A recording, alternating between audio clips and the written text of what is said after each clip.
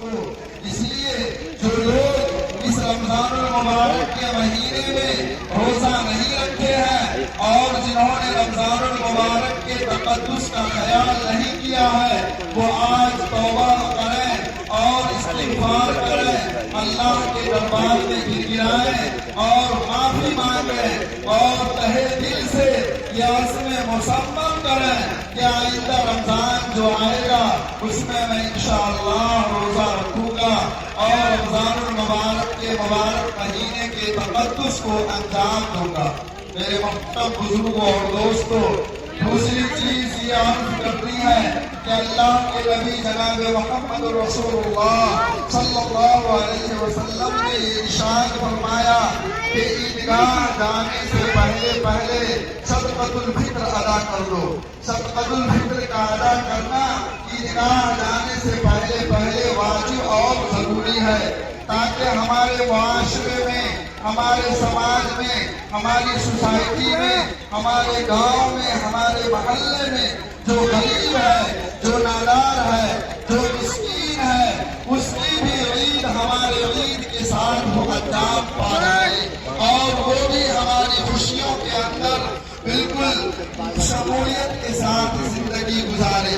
نبی کریم صلی اللہ علیہ وسلم ایک موقع سے عیدگاہ تشریف لے جا رہے تھے تو راستے میں دیکھا کہ چند بچے کھیل کود رہے ہیں، خوشیاں منا رہے ہیں، اور سائڈ میں کنارے میں ایک بچہ ہے جو بالکل مغموم ہے، جو افسوس اور حسرت کے ساتھ کھڑا ہوا ہے۔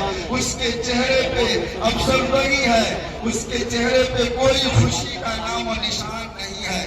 نبی کریم صلی اللہ علیہ وسلم نے اس کو پاس بلایا اور اس سے ارشاد فرمایا کہ بھلا بتاؤ، سارے بچے کھیل کود رہے ہیں، خوشی منا رہے ہیں، تم سائڈ میں کنارے میں کھڑے ہو، تمہارے چہرے پہ افسردگی ہے، تمہارے چہرے پہ وہ خوشیوں کی جھلک نہیں ہے۔ تو اس بچے نے کہا کہ میں یتیم ہوں، میرے ماں باپ نہیں ہے، میرے پاس روپیہ پیسہ نہیں ہے۔ نبی کریم صلی اللہ علیہ وسلم نے اس بچے کو اپنے گھر لے گئے، حضرت عائشہ صدیقہ رضی اللہ عنہا سے فرمایا کہ اسے غسل کرواؤ اور اسے نئے کپڑے پہناؤ، اور اسے حکم فرمایا کہ آج سے محمد تمہارا باپ ہے، عائشہ تمہاری ماں ہے، حسن حسین تمہارے بھائی ہیں۔ تو میرے محترم بزرگوں اور دوستوں، کہنے کی بات یہ ہے کہ ہمارے معاشرے میں بہت قسم کے لوگ رہتے ہیں، کوئی غریب ہے، کوئی نادار ہے، کوئی مسکین ہے، اس کا بھی خیال رکھنا ہمارے اوپر فریضہ بنتا ہے۔ اس کو بھی عید کے لیے تمام چیزوں کا مہیا کرنا ہمارے اوپر فریضہ بنتا ہے، ہمیں اس کا خیال کرنا چاہیے اور عیدگاہ جانے سے پہلے صدقۃ الفطر ادا کر دینا چاہیے۔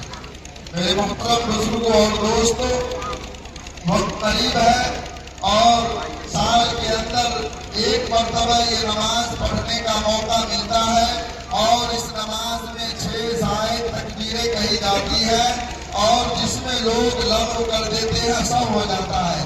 اس لیے نماز کا طریقہ اچھی طرح سے سمجھ لیجئے۔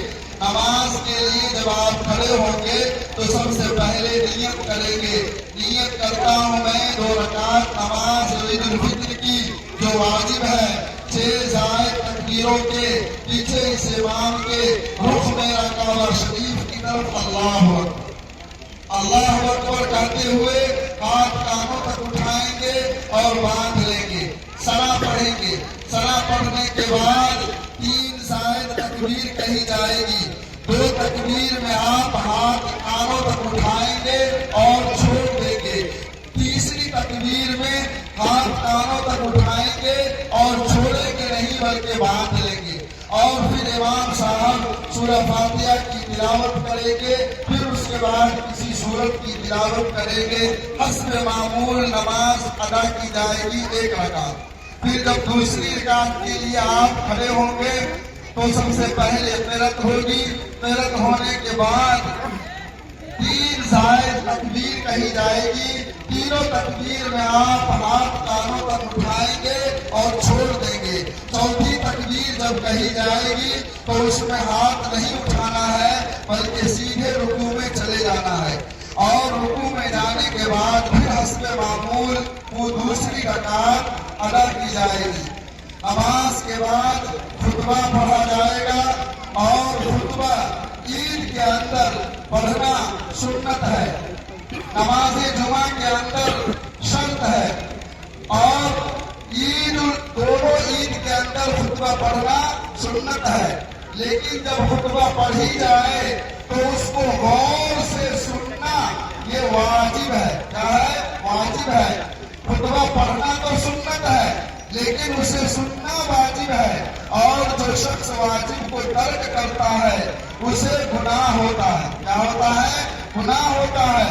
तो खुतबा के दौरान बातचीत करना मना है, बल्कि खुतबा को बागौर समाअत फरमाएंगे और फिर खुतबा के बाद आपको इजाजत है, आप रुखसत हो सकते हैं। तो वक्त हो गया, नमाज इस सिलसिले में सब बंदी कर लीजिए। दिया जाएगा और फिर हम उस वक्त शर्मिंदगी और अफसोस करेंगे कि हाय अफसोस, दुनिया के अंदर हम